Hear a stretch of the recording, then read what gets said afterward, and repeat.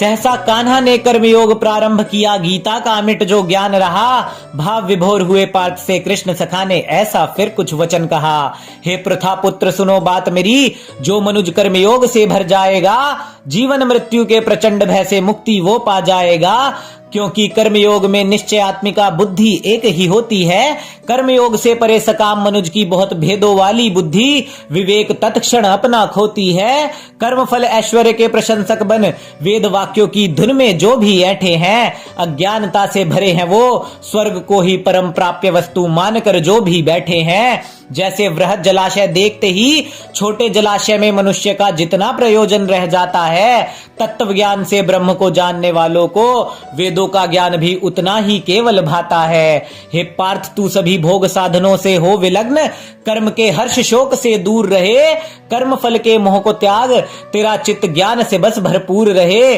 कर्म के फल की आशा तू रखे, ऐसा ईश्वर को भी स्वीकार नहीं। और तेरा अधिकार तो केवल कर्म पर है, उसके फल पर तेरा कोई अधिकार नहीं। अरे कर्म सिद्ध होगा नहीं होगा, कर्म से मैंने क्या पाया है, इन विषयों में समानता रखना ये ही तो समत्व कहलाया है। अरे कर्म फल की इच्छा त्यागने वाला कभी परिणाम से ना कतराता है। कर्म सिद्धि का मोह त्याग, समत्व को जानने वाला ही कर्म योगी बन पाता है। जो भी पुरुष यहाँ सकाम हुआ, उसका बौद्धिक बल भी क्षीण हो जाता है, और फल की इच्छा से कर्म करने वाला सदैव ही दीनहीन कहलाता है। समबुद्धि को रखने वाला यही मृत्यु लोक में पाप पुण्य से छुट जाता है। समत्व योग को समझने वाला कर्मों के बंधन से मुक्त हो जाता है। इस मोहरूपी दलदल को जब तेरी बुद्धि पार कर जाएगी, वैराग्य का संधान तब होगा जीवन में, तेरी चेतना परमात्मा में स्थिर हो जाएगी। अरे कर्मों से प्राप्त फल का मोह त्याग जब जन्म रूपी बंधन से मुक्त हो जाएगा, निर्विकार हो परमात्मा से, तदनंतर तेरा संयोग हो जाएगा। जिज्ञासु पार्थ माधव से बोले, हे केशव मेरे मन के भावों का कुछ समाधान करवाओ ना। अरे परमात्मा को प्राप्त स्थिर बुद्धि पुरुष के लक्षण मुझको बतलाओ ना। केशव बोले, कामनाओं का त्याग कर आत्मा से आत्मा में जो संतोष पाता है, सुख का जिसको मोह नहीं, दुख में क्रोध जिसे ना आता है, शुभ वस्तु का जिसको लोभ नहीं, अशुभ भी जिसको ना अप्रसन्न कर पाता है, राग भय क्रोध रहित वही मनुज तो स्थिर बुद्धि कहलाता है। इंद्रियों का ये खेल है सारा, इंद्रियां वर्चस्व मन पर कर लेती हैं। इंद्रियां ही सुख का लोभ दिखाकर बुद्धि मनुष्य की हर लेती हैं।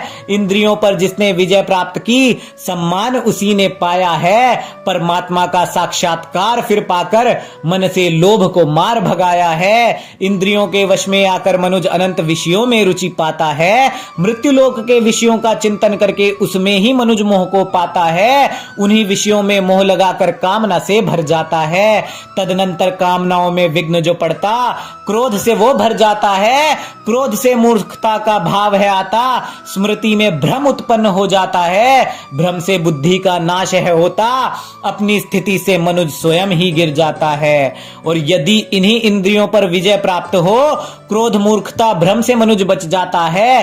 राग द्वेष रहित वही मनुज अंतर मन की प्रसन्नता पा जाता है। शांत चित्त वाला वही इंद्रिय जीत श्रेष्ठ पुरुष बन जाता है।